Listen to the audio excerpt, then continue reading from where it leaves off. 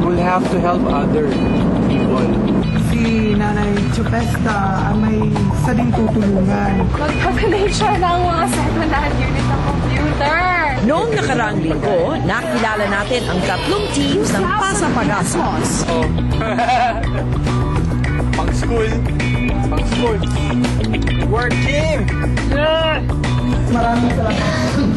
Kasi actually nahihamin ko kung kasi nabiglaan niya. Pero Sa loob ng 36 na oras, misyon nilang makatulong sa kapwa. Sari-saring problema ang kinaharap nila. alam ko yung huwag kang saktan kasi mahalaga. Si Aling Belen ay pinapaalis na natin yung landlord. Spotter kasi, no? 12 oras pa lang ang nakalilipas sa kompetisyon. Pagod na ang mga teams. May lakas pa ba silang tapusin ang Pasapagasa? Maibigay kaya nila ang mga naipangako at naiplanong tulong.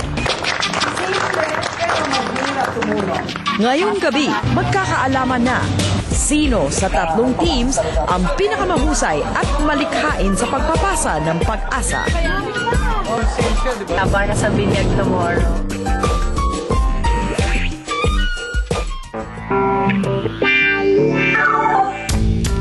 Masakit na ang katawan ng Team Bugoy nang dumating sa Kabuyaw.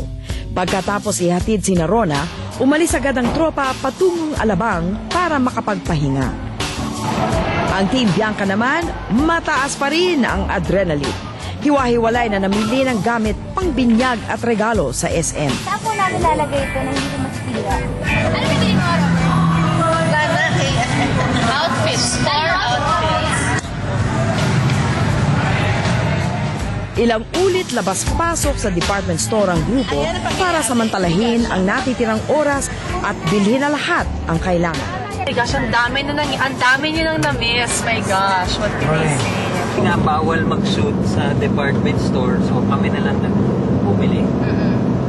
Para natin papakita sila sa kanila kung anong binili natin. Bukas sa binyag, makikita niyo. Kahit gabi na, bumalik ang grupo kay Aling Mercy para ipaalam ang magandang balita. Ate Marisa. Hello po. Sorry nag-abala ko na pero napaka-importante po. po kasi ito na yung mga susutin niyo bukas. Ano pong meron bukas, Nay? Binyagan. Bawat isa sa inyo meron. Mga susutin. Punta kayo doon ng alas 6 ng 6:30 ang binyag. Baka magising naman kayo alas 6. Sige po. Sige Daddy, alis na po kami. Ang sumunod na good news ng Team Bianca ay para naman kay Buddy. Tatlo siyang... Gawaan ng yelo. Hindi. Tatlo siyang upuan. Okay. Tatlong upuan. At ito rin sa'yo. Tingnan mo kung gaano kalaki. Isang mahabang mesa. Ang ganda siya sa harapan. Mahabang mesa. Ang tanong, Tipo, saan siya? Why? Why ba? Why? bakit nga ba? Ano sa tingin mo? Ano ba yung isang bagay na gusto mo? Computer? Talaga? Yes! In fairness, gusto ka niya yun talaga. Not 1, not 2, but Hello? Wow! computer kaya tatlong upuan. Pwede ka na mag-business. Tapos pwede ka na mag-ipon. No? Salamat. Salamat talaga. You're welcome. You deserve it. Mahaba pa ang gabi ng Team Dither. Salamat kami sa pag-accommodate. Sa hapunan, planchado na ang lahat. Hinihintay na lang namin yung truck na siyang lalagyan nung magta-transport kasi ng bigas magagaling doon sa bahay nila Darius sa mami niya para dalhin sa Maynila. Para sa orphanage Para sa orphanage bukas. So, ang mangyayari, tatawagan uli namin si Sam Luzon na may-ari ng truck para pakiusapan na i-deliver yung mga bigas doon sa orphanage na pupuntahan natin bukas. Sa fast food naman ang tuloy ng Team Bianca, pero hindi para kumain. Nag-order ang grupo na ihahanda sa binyag kinabukasan. Pahinga muna. Pagod na pagod ang Team Bugoy nang dumating sa hotel. At least 2.5. 2.5. Oo. Tama. Nakapack na. Ang galing. Oh, ang bigat. Hindi pa natutunawan, trabaho agad ang Team Dieter. So, dito na tayo maghihiwalay, no? Hanggang bukas. Thank you very much. Asan yung... Kailangan din namin gumising ng maaga dahil mamimili pa kami ng gamit sa Binondo. So, yung mga perang nalikom namin, ang pambibili namin ng mga gamit pang eskwela at mga panglaro ng mga kabataan na tutulungan namin. Ano yung total natin for the day? Total of 40 kasi 40 nagdonate sacks, pa nga pala oo. si Jerry, no? Oo. Tapos isang bahay na galing pa sa Gawad Kalinga. At medicine. It was a good day.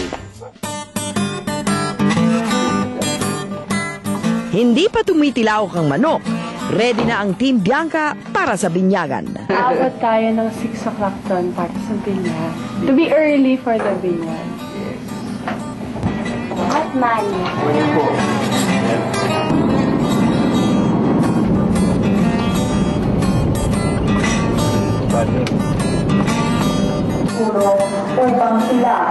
Pagdating sa simbahan, umandar agad ang kamay ni na Bianca at Robert.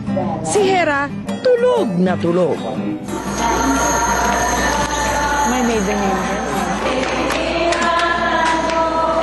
Sabi ko sa'yo, social si mami. Diba? Very fashionable. Babayaran na namin yung fee para sa binyag. Morning, sir.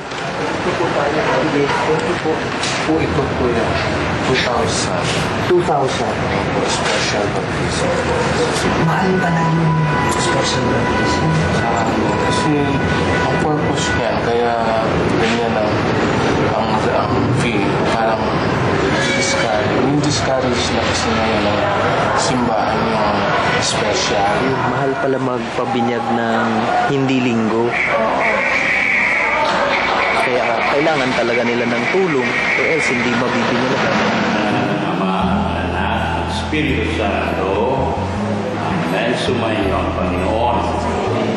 Kita sa ngalan ng Ama, ng Anak, ng Espiritu Santo,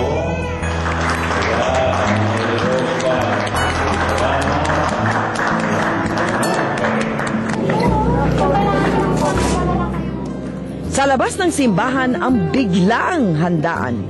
Sagot! Mamimili lang kayo ng isa. At syempre, may iba pang sorpresa. Okay, ninang muna si Ayan. Wow! Alive na siya. Ang aga pa daw kasi kanina. May mga animals, may mga Interesado! May interesado! Happy naman sila. Oo, successful. I think yung umaga, kahit antok-antok pa lahat, sobrang successful. Ngayon, papunta na kami sa bahay ni Ate Mercy. Tapos, bagay lang namin doon yung mga gamit. Tapos, handa na rin siya naman yung magbigay sa iba. Kayo naman ho ang magbibigay. Ito po, kailangan niyo po siyang suotin. Kailangan niyo pong maging santa doon sa pagbibigyan niyo. Yes! Isang pinagkakautangan ng loob ang gustong tulungan ni Mercy, si Kagawad Sim. Ayan po, naghihintay po kami dito sa lobby ng hotel. Kasi Medyo na mas delayed kami kasi may problema sa camera, sa isang camera namin. Gabi pa. Pero ngayon lang namin nalaman na sila. So they're trying to fix it. kaya yung malilate kami ng konti. But anyways, tinawagan namin yung mga contacts namin doon sa Laguna. Natuntun na ng Team Bianca ang susunod na tutulungan.